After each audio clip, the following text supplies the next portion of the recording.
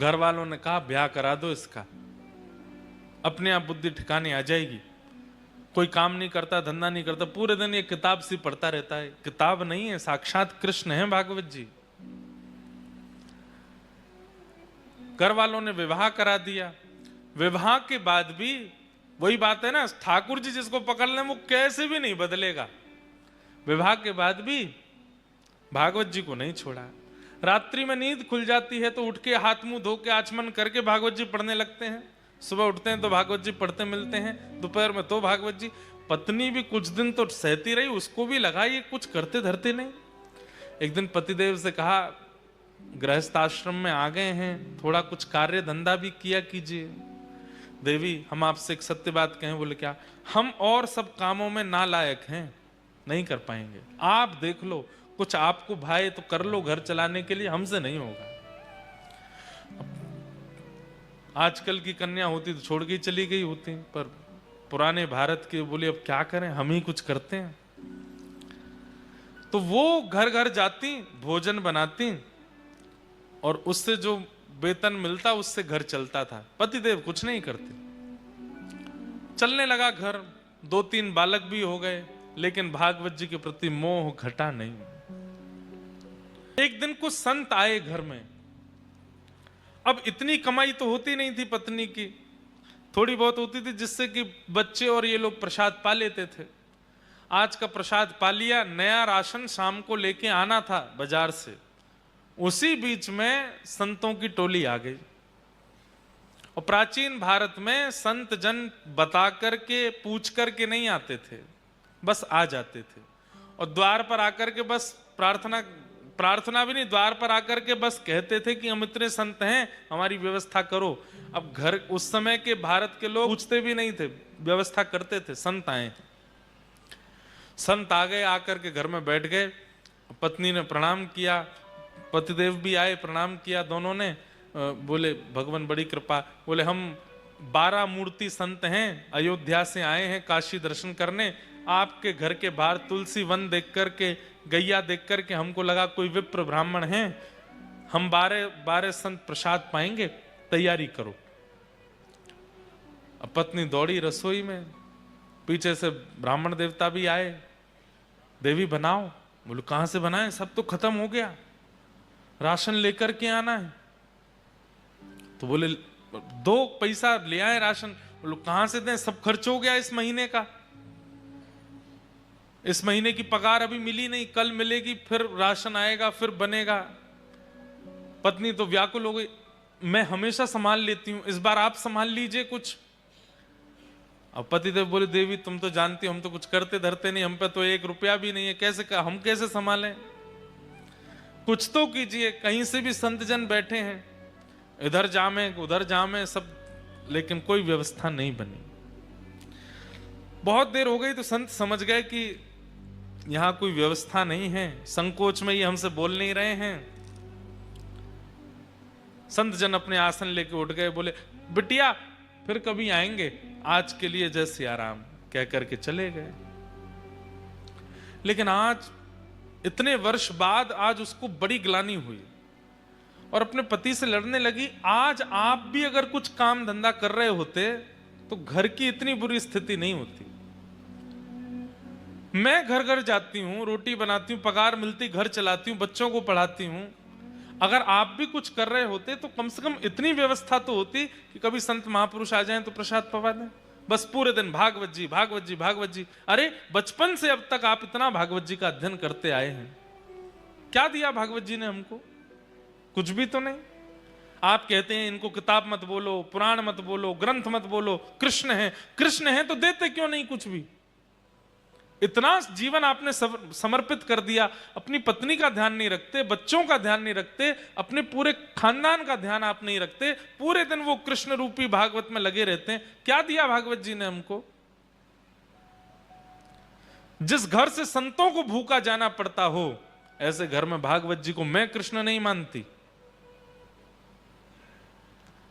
देवी ऐसा मत बोलो, तुम अभी जानती नहीं, वो साक्षात श्री कृष्ण है।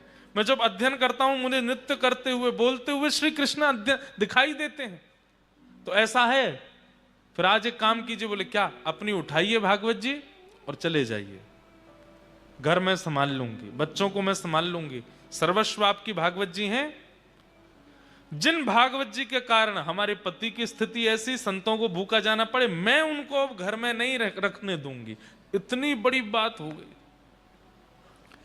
पत्नी के इतना बोलने पर पतिदेव बोले, दुनिया कृष्ण को घर में बुलाती है, तुम घर से निकाल रही हो? देवी, इससे ज्यादा अब मैं सुन नहीं सकता, अब तुम रहो अपने बच्चों के साथ प्रेम से, मैं चलता हूं। अपनी पोथी उठाई और रोते बिलखते, ब्राह्मण देवता मेरे कृष्ण हैं, मेरे ठाकुर जी हैं, हृदय से लगा करके गंगा के तट पे जाके बहुत रोए। बोले मुझे कुछ भी बोल देती, मेरे को मार भी दे, पीट भी दे, मैं सह लूंगा।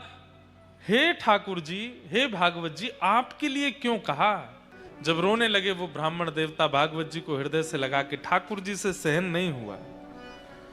ठाकुर जी मन में विचार करने लगे, भैया ये 40-41 वर्ष के हो गए ब्राह्मण, और जब से इन्होंने होश संभाला तब से केवल भागवत जी का ही अध्ययन किया, भागवत जी का ही पाठ करते हैं, कुछ काम कुछ भी नहीं, सब कुछ मुझे अर्पित कर दिया, और आज भागवत जी के लिए 2 शब्द गलत सुन के घर से ही निकल गए।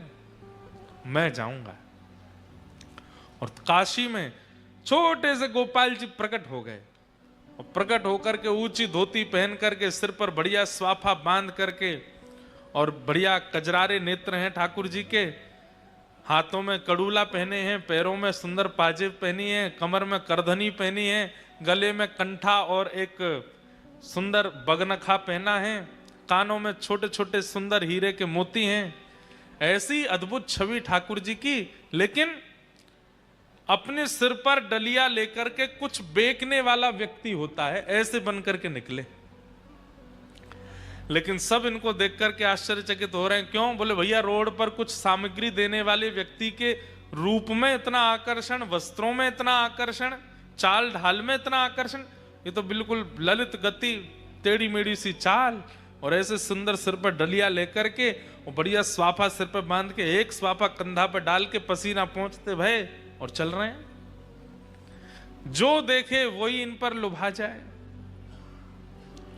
पहुंच गए ब्राह्मण के घर पर, दरवाजा खटखटाया।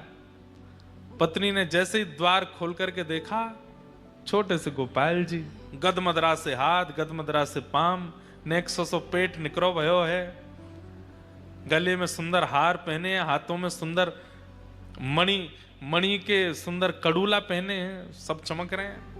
देख करके वो भी आश्चर्यचकित, इतना प्यारा बालक, इतना सुंदर श्रृंगार करके ऐसे घूम रहा है। कहो बालक, तुम्हारी माता जी कहां है? कहां से आए हो? और इतने से तुम हो, और इतनी बड़ी डलिया भारी सिर पे लेके कहां घूम रहे हो? क्या चाहिए? देखो, खाने पीने की वस्तु तो मेरे पास नहीं है, जल पिला सकती हूं।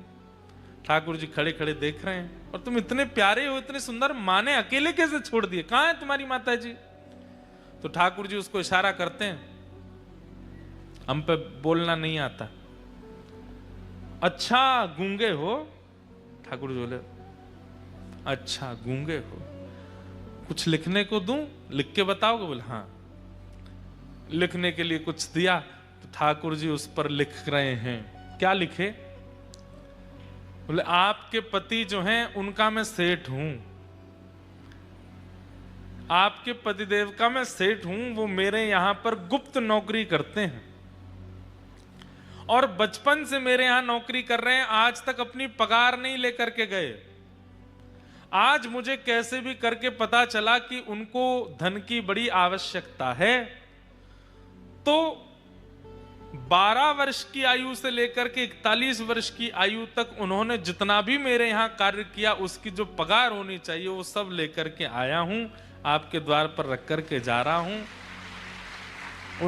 उनको दे दीजिएगा।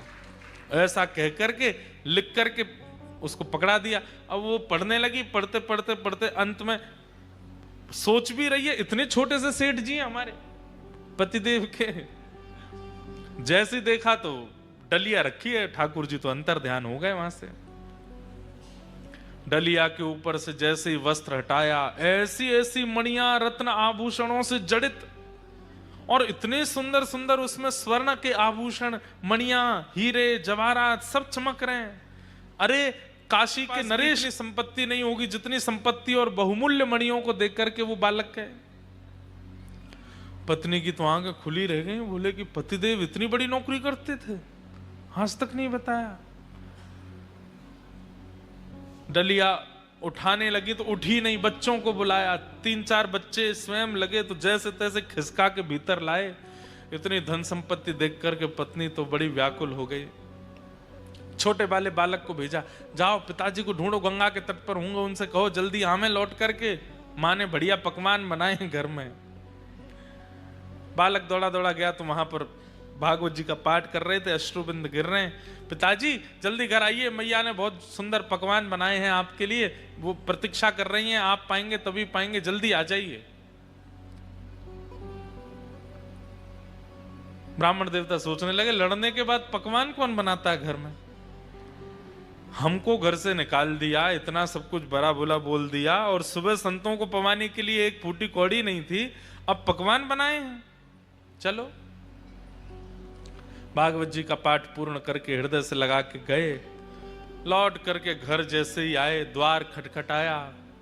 इतने में तो पत्नी उसमें से कुछ स्वर्ण लेकर के बढ़िया साड़ी आड़ी खरीद के बढ़िया सुंदर तैयारियां करके आ चुकी घर पर, पूरा घर सजा दिया। जैसे ही द्वार खुला, अपनी पत्नी को इतने सुंदर वेश में देख करके ब्राह्मण देवता, अच्छा गलती से इतना बढ़िया वस्त्र पहले तो नहीं पहना, कहां से आया? बच्चे आए निकल करके, वो भी बढ़िया सुंदर सुंदर धोती कुर्ता पहन के, तो बच्चों को देख के बोले ये कहां से लाए हो? मैं तो आज इतने वर्ष हो गए, एक एक 2 कुर्ताओं में पूरा जीवन निकाल दिया, कैसे आया भाई, ये कौन करके गया ये सब? पत्नी बोली ज्यादा होशियार मत बनिए, सारी पोल पट्टी खुल गई है आपकी। बोले क्या पोल पट्टी? बोले आपकी नौकरी वोकरी के बारे में सब पता चल गया हमको। पतिदेव बोले कौन सी नौकरी, हम कुछ नहीं करते। अच्छा आओ भीतर आओ। भीतर ले जाकर के डलिया रखी थी कमरे में, खोल के दिखाया, देखिए रत्नों की चमकाहट देख करके बोले देवी कहां से चोरी करके लाई हो? बोले चोरी नहीं करके लाई हूं, आपका मालिक आया था, गूंगा मालिक। और एक बात बताइए, इतना छोटा, हमारे बच्चों से भी छोटा था वो, उसको मालिक, लेकिन क्या सुंदर उसका वर्ण, आहा क्या कड़ूला पहने थे, सिर पर क्या सुंदर पाग बंदी थी, उस पर मोती के हार, गले में कंठा, कौंधनी, पैरों में पाजेब, थोड़े थोड़े नील वर्ण के सा अंग। अब ये पत्नी बोलती जाए और पत्नी, ठाकुर जी का चिंतन पतिदेव के चित्त में आ रहा है कि निश्चित ठाकुर जी आए। देवी तुम्हें कैसे पता? उन्होंने बताया। बोले कि लिख के दे के गए हैं। जब बोले मुझे दिखाओ कहां लिखा है। पर्चा दिया तो पत्र देखा, उसमें जितनी लिपियां थीं वो लिपियां देखते देखते वो आपस में मिलने लगी, और मिलते मिलते मिलते मिलते वो समस्त लिपियां एक आकृति बनाती हैं, और उस आकृति में नन्हे से गोपाल जी सिर पर डलिया रखे ऐसे खड़े हैं, वो एक आकृति प्रकट हो जाती। नेत्र सजल हो गए, बेहोश हो गए ब्राह्मण देवता। होश में आए तो रोने लगे। देवी वो कहां गए, कहां चले गए, बताओ ना। अरे